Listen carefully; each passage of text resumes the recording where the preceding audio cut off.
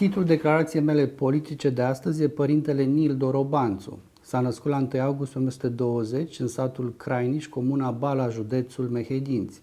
Primele 7 clase le urmează la Colegiul Sfântul Sava din București, dar pe a 8-a o încheie la Liceul Militar Alexandru Sturza din Craiova. În 1942 termină școala militară de ofițeri și primește gradul de sublocotenent, fiind repartizat la arma vânător de munte. După ce îl întâlnește pe Arsenie Boca, marcat fiind de personalitatea acestuia, hotărăște să renunțe la cariera militară și să îmbrace dulama monahală. În timpul războiului este dat drept dezertor, riscând să fie condamnat la moarte, dar este trecut în rezervă la finele aceluiași an pe motiv de boală. În 1947, după terminarea studiilor de teologie, se înscrie la doctorat cu teza Teoria Logosului întrupat la Părintele Dumitru Stăniloae, lucrare pe care însă nu o va mai susține. Alege să-și continue studiile, drept care în 1948 va fi licențiat în filozofie al Universității București.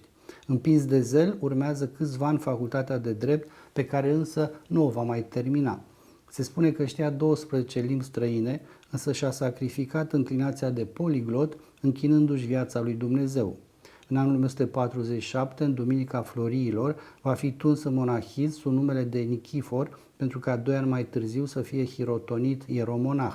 Din vara anului 1950 va fi numit stareț la schitul Tarnița, județul Vrancea, unde va rămâne doar 6 luni, neadaptându-se locului. În 1952 va fi uns în schima mare de la Sihăstria cu numele de Nil, la recomandarea duhovnicului său Benedict Ghiuș, și va fi schivnicit de ieroschimonahul Daniel Teodorescu, alias Sandu Tudor. Unii frați îl considerau bolnav psihic, alții erau încredințați că era un nebun întru Hristos.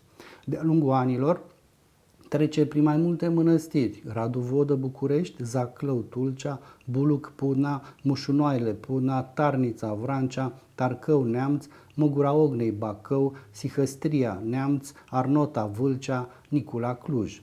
Era atât de milos încât din multe mănăstiri era alungat, pentru că dădea de pomană totul săracilor, neținând seama de nevoile obștilor.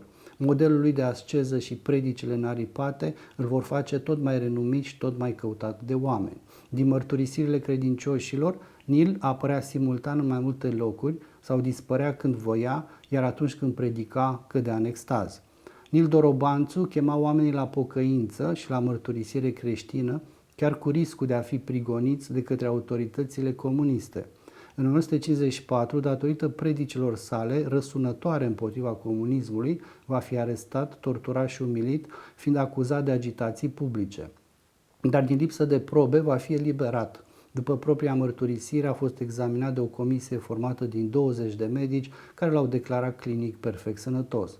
În primăvara anului 1956 va fi arestat din nou și achitat de Tribunalul Militar Iași. În același an, în noiembrie, întrucât critica ierarhia bisericească, este caterisit pentru neascultare. Citesc din declarațiile date de la Securitate și cuprinse în cartea Ieroschimonahul Nil Dorobanțu.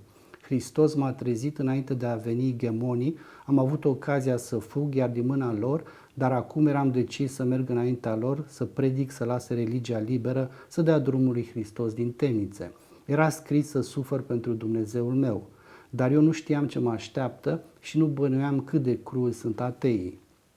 Pentru a-i se pierde urma, în 1967 va hotărâ alături de unchiul său, generalul Gheorghe Dorobanțu, să anunțe decesul în presa centrală, dar după doar 3 ani va fi arestat din nou, fiind acuzat de misticism.